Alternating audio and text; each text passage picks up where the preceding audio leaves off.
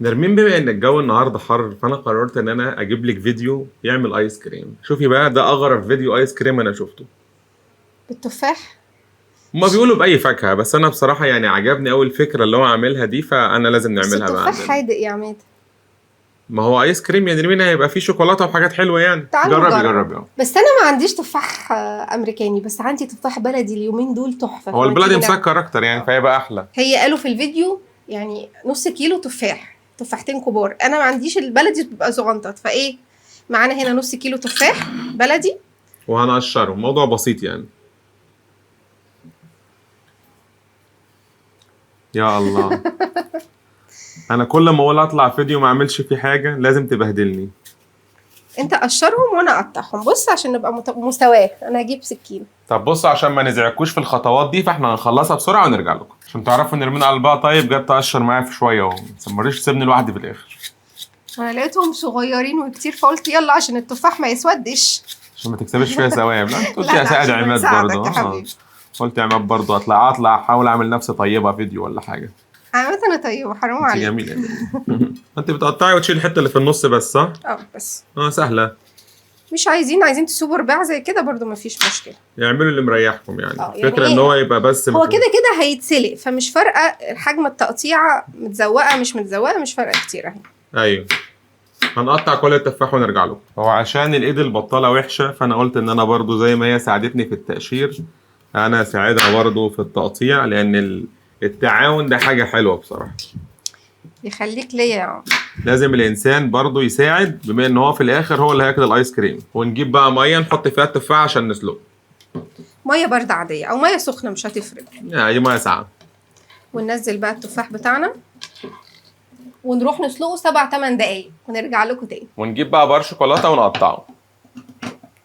طبعا احنا المفروض اصلا الشوكولاته دي تتقطع في ثواني، بس انا معرفش هي جامده كده ليه. المفروض ان احنا الجو حار وتقطيع الشوكولاته دلوقتي يبقى سهل.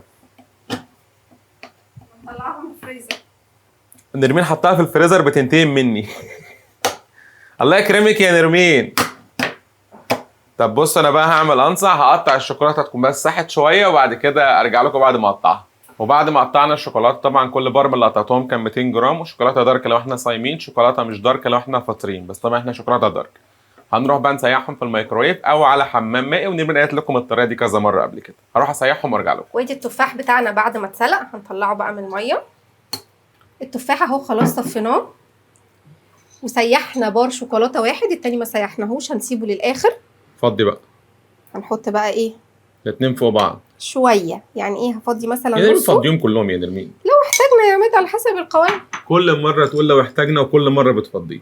وبعد كده نضربهم كويس بالهاند بلندر او بالخلاط. هو كده قلبنا اكل بيبي كده. تيجي في الحوض. هننزل باقي الشوكولاته. ايه يا عماد اللي انت بتعمله ده؟ الشوكولاته ما ينفعش نرميها. هننزل باقي الشوكولاته. الشوكولاته دي نعمه، فما ينفعش لان نرمي منها الشوكولاته اي كمان حاجه. هي اللي هتدينا التماسك. القوام التماسك بتاع والتسكيره دي طبعا مش هنرميها، هنقعد نمصمص فيها بعد ما نخلص وندي تقليبه. اديها تقليبه كده. هي مالها قلبه ميه كده ليه؟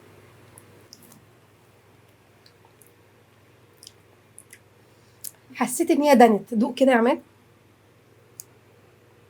محتاجه سكر؟ بس انا حاساها مش محتاجه سكر. لا، هي بالنسبه لنا احنا مش بنحب الحاجات مسكره قوي، فبالنسبه لنا تمام. يلا بينا. والمفروض نحطها في القوالب بتاعه الايس كريم، بس انا مش لاقيه بتاعتي، فطبعا لقيت عندي كوبايات القهوه الورق الصغنططه دي فانا هستخدمها. ونفضي بقى في كل الكوبايات نفس المقدار تقريبا قبل الاخر بشويه. بس كده. ونشوف هيعمل معانا المقدار ده قد ايه. هيعمل كلهم على فكره لان ده كتير اصلا. خدي بقى فضي من عندك شويه عشان الكاميرا. تقلقوش ان القوام خايف شويه، هيجمد في الفريزر. هيجمد. مفيش حاجه ما بتجمدش في الفريزر. لا، وكمان الشوكولاته نفسها هي اللي هتديها القوام التقيل. ايوه هتجمد برضو. بالشوكه كده وندخلها. ولو ما عندناش شوكه يا جماعه ممكن المعالق الصغيره بتاعه البيت، يعني مفيش 3 مشكله. و3 عشان يبقى في تكافؤ فرص. تصدق جمدوا بعض يعني احنا ما كملناش وحسيت قوامهم مسك شويه. ماشي. ونرمين حطت شوك مكان الخله الخشب لان ما عندناش خله خشب، فاحنا لازم نتصرف نفسنا. هنروح ندخلهم الفريزر مش اقل من 4 ساعات ونرجع لكم تاني ونعمل بقى شويه حاجات حلوه. يلا بينا. وبعد ما طلعوا من الفريزر ده شكلهم بقى نحط لهم الشوكولاته بقى سايحه. سيحنا بقى الجزء التاني من الشوكولاته وحطينا له معلقه كبيره زيت. ويلا بقى. هو احنا هنسقط ولا هنسقي؟ هنسقط. اوكي، يعني مش هتطلع غير كده. اهو بص. يعني لازم نبوظ الكوبايه. مش ما هي يعني كده كده عادي. ماشي. بس. وطبعا انا مطلعها بره التلاجة قبل الخطوه دي مثلا ايه ب4-5 دقايق. بصوا شكلها حلو ازاي. واك واك. هننزلها في الشوكولاته اهي. دول 200 جرام شوكولاته. بصوا هندخلها ايه كده. الصعوبه في الاداء دي يا نرمين؟ ما رولتهاش ليه؟ بس خلاص اهو. اوعي كده. سيبيني رول انا بتاعتي. شيلي بقى المعلقه معلش، انا عايزه انا رولها رول كده. رول رول. بصوا بقى انا عمال بقى صاحب الافتكاسات اهو. رول رول رول رول رول رول رول. واحنا لازم يا نهار ازرق. يا بتلزق فيها ليه؟ ماشي. بس شكلها حلو قوي. فضي الشوكولاته من فوق على قد ما تقدر. طبعا هي عشان متلجه فالشوكولاته ايه بتمسك بتجمد بسرعه فيها عشان في كده لحظه. طلعها عشان ايه نعرف نكمل الباقيين. بصوا اهي ما خدتش وقت وجمدت. انا هصفيها شويه عشان انا مش بحب شوكولاته طبقه كبيره. طبعا هي انا قلت جمدت. لك في البدايه ان انا مش متفائله بصوا من هي فكره جمدت، التفاح. خلي بالكم ماشي. جمدت اهي. الشوكولاته نفسها جمدت. انا وريتكم شكلها. طبعا هي ايه جمدت وبقيت شكلها تحفه زي ما انتم شايفين كده. طبعا نرمين هتدوق كده. انا كعماد لا مش هدوق كده. انا مستني اصلا ادوقها وهي متكسره. واو. بس المهم طعم الشوكولاته.